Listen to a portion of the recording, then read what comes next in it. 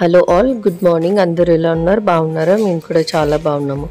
So ఇది ధనుర్మాసం కాబట్టి ఇక్కడ ఒక చిన్న ముగ్గునైతే చూపిస్తున్నాను. నెక్స్ట్ ఈరోజు ఆఫ్టర్నూన్కి అయితే మేము ఇలా బిర్యానీ అయితే రెడీ చేసుకుంటున్నాము. సో బిర్యానీ కోసం అయితే ఫస్ట్ మన బీన్స్ అనేవి ఉంటాయి కదా, వాటిని ఇలా చిన్న ముక్కలుగా కట్ చేసుకోవాలి. కొంచెం పెద్ద ముక్కలు అయితే పర్లేదు, లేదంటే ఇలా చిన్న చిన్న ముక్కలుగా కట్ చేసుకొని ఒక సైడ్కి అయితే ఉంచుకోవాలన్నమాట. సో బీన్స్, ఆలు, క్యారెట్, నెక్స్ట్ అలానే కొన్ని onions, ginger garlic paste. So first అయితే నేను ఒక బీన్స్ని అయితే ఇలా చిన్న ముక్కలుగా అయితే కట్ చేసి ఒక బౌల్లో అయితే తీసి పెట్టుకున్నాను. నెక్స్ట్ ఇలా ఆనియన్స్ని నీట్గా కట్ చేసి, సో బిర్యానీకి అయితే మనం చేస్తున్నాం కాబట్టి మరీ చిన్న ముక్కలకి అయితే కట్ చేయని అవసరం లేదు. సో ఇలా చూపిస్తున్న విధంగా పొట్టు తీసేసి నీట్గా ఇలా పొడుగు పొడుగా కట్ చేసుకోవాలి. ఇలా ఉంటేనే బిర్యానీకి టేస్టీగా ఉంటుంది. సో వెజిటేబుల్స్ అన్నీ ఒక సైడే, ఇలా ఆనియన్స్ అంటే పోపు వేసేదాన్ని ఇంకో సైడ్ పెట్టుకున్నాను అనమాట బౌల్లో. సో మనం ఎప్పుడైనా వెజిటేబుల్స్ని కట్ చేస్తే అవి వెంటనే క్లీన్ ఉండడానికి గట్టును కూడా నీట్గా ఇలా క్లీన్ చేసి పెట్టుకోండి. సో నెక్స్ట్ అలానే ఇప్పుడు క్యారెట్ అయితే తరుక్కుంటున్నాను. క్యారెట్కి అయితే ఫస్ట్ ఇలా పీల్ అన్ని తీసేసి దాని తర్వాత కొంచెం పెద్దగా పొడుగు పొడుగు ముక్కలకి అయితే కట్ చేసి పెట్టుకోవాలన్నమాట. సో క్యారెట్ని నాకు ఎప్పుడు చూసినా మా ఇంట్లో తోఫీ అనే డాగ్ ఉండే అనమాట, పొమేరియన్. ఆ డాగ్ అయితే గుర్తొస్తుంది. సో ఇలా పీల్ తీసిన నెక్స్ట్ సెకండ్కి సో ఇలా ఎన్ని క్యారెట్స్ అయితే అన్ని క్యారెట్ పీల్ తీసేసి మా పప్పీకి అయితే వేసేవాళ్ళము. ఇప్పుడైతే పప్పీ లేదు, సో అందుకనేసి అవి వెంటనే ఇప్పుడు డస్ట్బిన్లోకే వెళ్ళిపోతున్నాయి.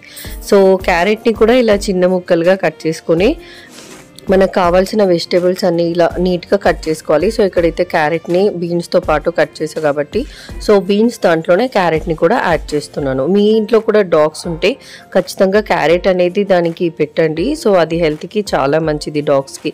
నెక్స్ట్ అలానే ఇందాక ఉల్లిపాయలు కట్ చేసుకున్న దాంట్లోనే పచ్చిమిర్చి కూడా కావాల్సినంత అయితే యాడ్ చేసుకుంటున్నాను. నేను ఇక్కడ చేసేది దమ్ బిర్యానీ, సో ఎట్లయినా కొంచెం కారం అవి ఇవి గరం మసాలా వేస్తా కాబట్టి సో ఇక్కడ పచ్చిమిర్చి అయితే కొంచెం తక్కువనే యాడ్ చేశాను అనమాట. నెక్స్ట్ ఇలా పుదీనా కూడా చిన్నది పీసెస్ లాగా కట్ చేసి అవి కూడా ఇందాక క్యారెట్ బీన్స్ దాంట్లో యాడ్ చేసుకుంటున్నాను. నెక్స్ట్ అలానే ఇప్పుడు కొంచెం కరివేపాకు అలానే కొత్తిమీర కూడా యాడ్ చేసుకోవాలి. నెక్స్ట్ ఇందాక ఆనియన్ అలానే పచ్చిమిర్చి దాంట్లో కొంచెం క్యాష్యూ కూడా యాడ్ చేశాను.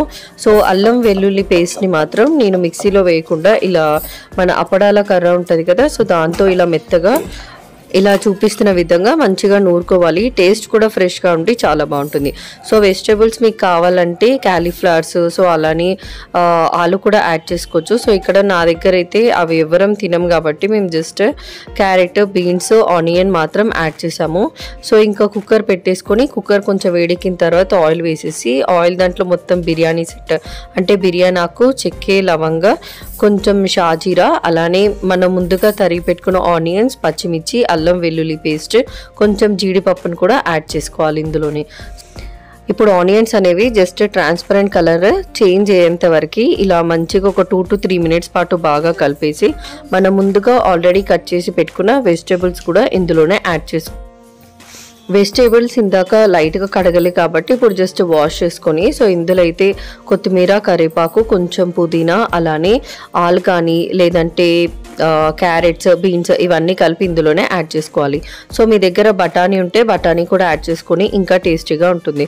సో ఇక్కడైతే నేను వెజిటేబుల్స్ని కూడా వేసేసి ఒకసారి బాగా మిక్స్ చేసి అందులోనే కొంచెం తగినంత పసుపు, అలానే రుచికి సరిపడినంత ఉప్పు, కొంచెం అలానే కారం కూడా వేసి ఒకసారి మన వెజిటేబుల్స్కి అంతా ఇది పట్టేలాగా మొత్తం కలుపుతున్నాను అనమాట. సో ఇక్కడ అలానే గరం మసాలా కూడా ఒక 1 tablespoon అయితే యాడ్ చేశాను.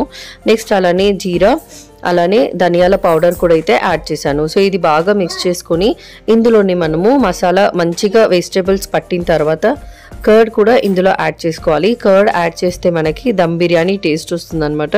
సో కర్డ్ని కూడా బాగా యాడ్ చేసుకొని దాన్ని వెజిటేబుల్స్ పట్టేలాగా మిక్స్ చేసుకొని తర్వాత ముందుగా ఆల్రెడీ రైస్ని కడిగి పెట్టుకున్నాను ఒక 2 glasses రైస్ని కూడా ఇంకా వెజిటేబుల్స్ దాంట్లో యాడ్ చేసుకొని ఇలా బాగా మిక్స్ చేసుకోవాలి. వాటర్ అయితే ఇప్పుడే యాడ్ చేయొద్దు.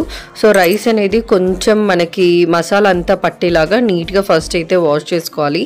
దాని తర్వాత వాటర్ని మనకి 2 glasses కాబట్టి ఒక 4 glasses అయినా లేకపోతే మీ రైస్కి తగినట్టుగా దీంట్లో వాటర్ అనేది యాడ్ చేసుకోవాలన్నమాట.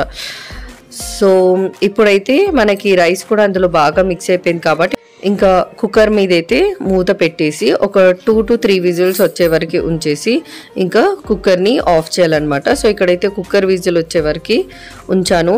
సో కుక్కర్ విజిల్ వచ్చిన తర్వాత ఒక 5 minutes వెయిట్ చేసిన తర్వాత విజిల్ అయితే ఓపెన్ చేసి చూస్తే ఇలా మంచిగా పొడిగా వస్తుంది.